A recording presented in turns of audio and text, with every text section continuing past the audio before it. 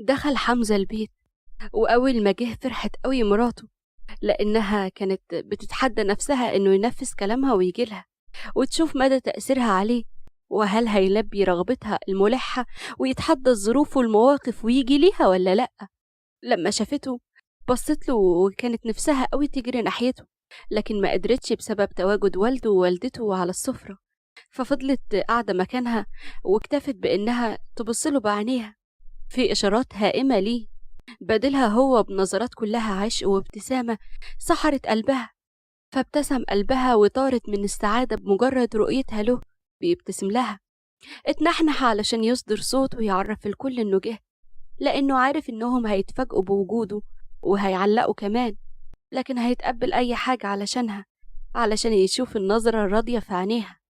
أول ما أمه شافته والتفتت لمصدر الصوت عرفت إنه جه بسبب مراته. واه، انت جيت يا حمزة؟ جاوب حمزة على أمه بهدوء وهو بيبوس إيد والده وبعدها والدته. ايوه يما، انا خلاص الحمد لله خلصت شغل في الارض النهارده بدري. قلت اجي اتغدى معاكم ومع العيال اللي انشغلت عنيهم الفتره دي. قالت أمه وهي بتبص لنوارة بنظرات كلها غضب.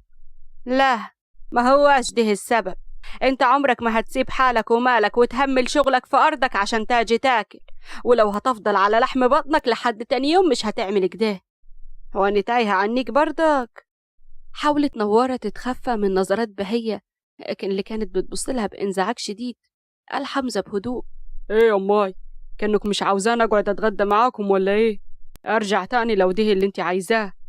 مسكت أمه رغيف عيش قدامها وحطته قدام نوارة بحدة، حدة أفزعتها وهي بتقول. يا قادرة، طلعتي قوية يا بنت يا نوارة، عملتيها كيف دي؟ أني قلت لك تدلعي براحتك، مش بوزي جوزك وتخليه يهمل شغله ومصلحته وياجي يرقد جارك. كلامين لا تقولي دي يما، أنا لو كان حداي شغل ما كنتش همال تواصل، ولو نوارة كانت عملت ايه وهي عارفة كده. يكش بس هي استرجتني لو عندي وقت فاضي اجي الحقكم على الغدا، وانا لما لقيت الوقت ده ما حبيتش اكسر بخاطر مرتي، وجيت عشان اشوف اللؤلؤ بيلمع كيف البدر في تمامك ده. لؤلؤ ايه وبدر ايه يا حمزة؟ انت هتقول ايه يا ابني؟ اتوترت نوارة وظنت انها باللي عملته ده هتعكر العلاقة بين جوزها وامه. قال عيسى بعد ما دبب عصايته في الارض. حمل ولدك يعمل كيف ما بده يا بهية، ما هواش صغير ولا مش عارف مصلحته عشان تراجعيه في اللي عيعمله. ولدك عارف كيف يدبر نفسه ويوازن اموره صح. ولدك راجل يا بهية، راجل، ولو ما عملش اللي مرته عايزاه وما سعاش انه يسعدها على قد ما يقدر ما يبقاش راجل. الراجل احتواء قبل اي شيء تاني. ابتسمت نوارة وفرحت بكلام حماها واللي قدر انه يخرجها من الموقف ده بحكمة من غير ما تكون عليها ملامة. اما حمزة فبص لمراته بحب، وبهية اتنهدت بقلة حيلة وسكتت من غير ما تتكلم. وقتها اتكلم عيسى بحزم. يلا بسم الله. وانت يا حمزة تاكل وترجع تشوف اخوك يمكن محتاج حاجة، انت عارف ان ما عندوش خلق للشغل والارض ولا مشاكل العمال. حاضر يا ابوي، انا كنت هعمل كده من غير ما تقول والله، واطمن راضي معاه ومش هيهمل الحالة واصل. أما في الأرض أنهوا أكلهم اللي ما خليش من الضحك والمناكفة. بعدها قام عز الدين علشان يتأكد من آخر حمولة هيتم نقلها، وبعدها بدأ راضي إنه يدفع أجور العمال، ورجع عز الدين لمكتبه علشان ينهي السجلات اللي فيه.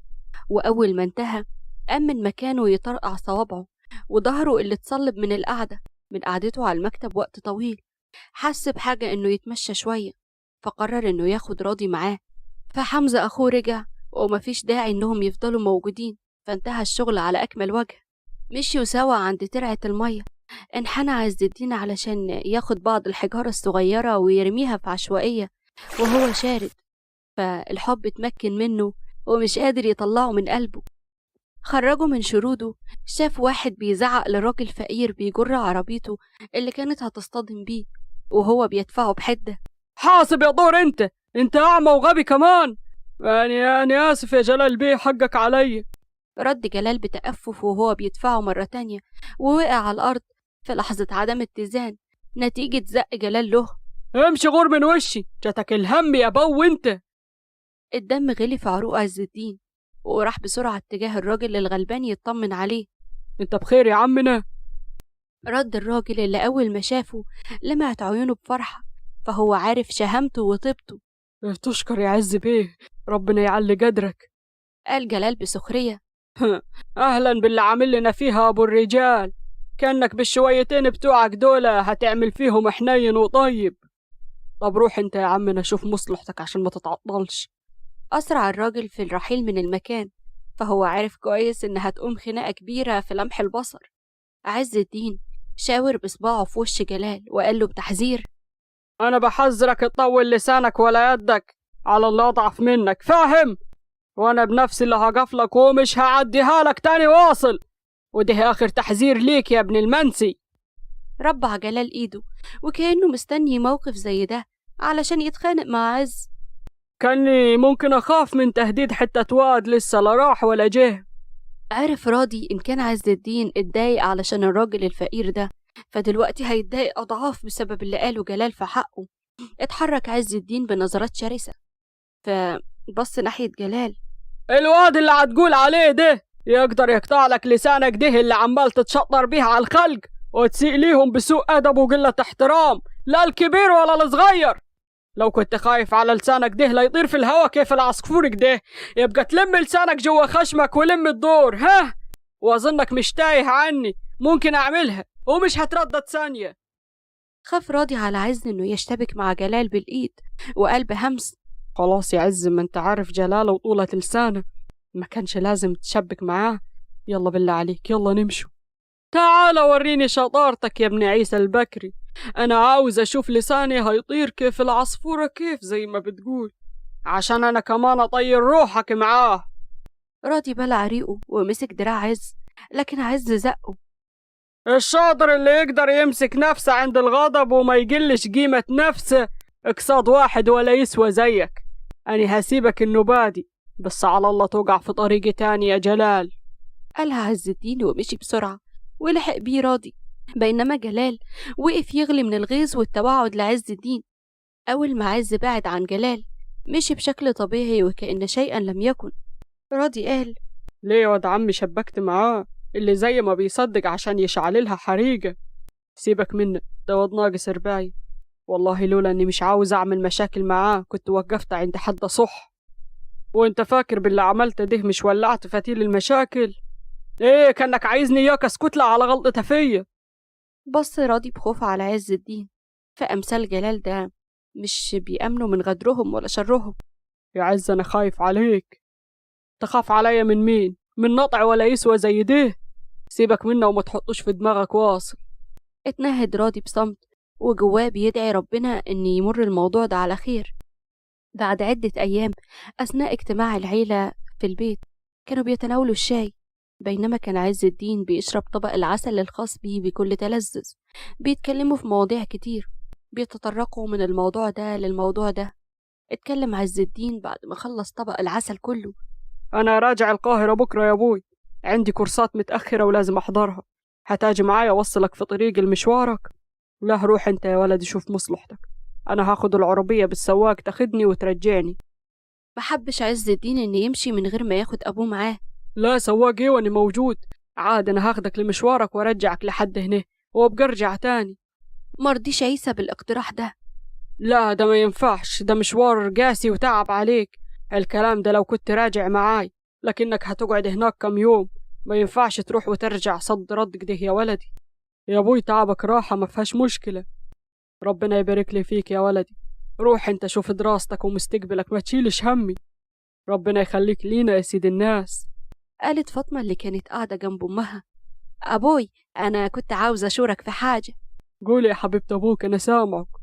زي ما انت عارف يا بوي، أنا السنة دي هتكون أول سنة ليا في الجامعة، والبنات أصحابي اتفقوا إنهم هياخدوا سكن هناك للطالبات، وأنا كنت عاوزة أكون معاهم هناك.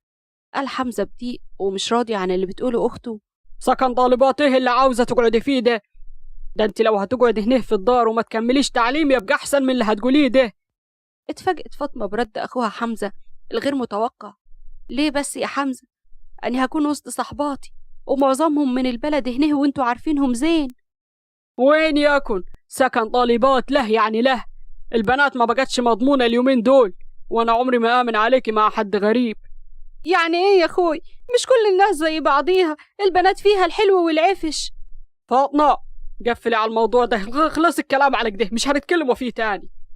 اسمع كلام أخوك الكبير يا فاطمة، هو أضرب مصلحتك يا بنتي.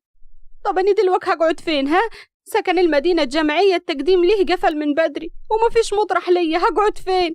ولا عاوزين نروح واجي كل يوم؟ اتكلم عز الدين.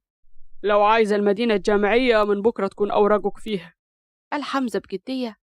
بتقول ايه يا عز انت كمان؟ اختك مش هتسكن وحدها نهائي، لا في سكن طالبات ولا في مدينة جامعية. حمزة انت عايزني اعمل ايه طيب؟ انت مش عايزني اكمل تعليمي ولا ايه؟ لو كنت صبرت يا ناصحة كنت عرفتي انك هتسكني مع اخوك عز الدين في شقته. لا، اسكن مع عز الدين في مكان واحد؟ استحالة. انتوا عاوزين تحطوني في عرين الاسد وتكفلوا عليا؟ انا لا يمكن اقعد مع عز اخويا في مكان واحد. ضحكوا كلهم وبما فيهم عز اللي ضحك بقوة. يا اختي هو انا اصلا عاوزك معايا، بس نقول ايه لاخوكي؟ خايف عليكي، ما يعرفش انه يتخاف منك مش عليكي. ايوه فعلا انا خايف عليكي، مش هكون مطمن الا لما تكوني في حماية ورعاية اخوك عز. ثم ازاي يكون عندنا شقة هناك في القاهرة وتروحي تسكني برا؟ بقى اسمه ده كلام برضك؟ بصت له فاطمة بضيق وعبرت عن رفضها للفكرة. بس انا عاوزة اقعد مع صحباتي، مش عاوزة اقعد مع عز اخويا ناس، يعني هيبقى هنا وهناك. ابوها دبب عكازه في الارض علشان ينهي النقاش في الموضوع ده.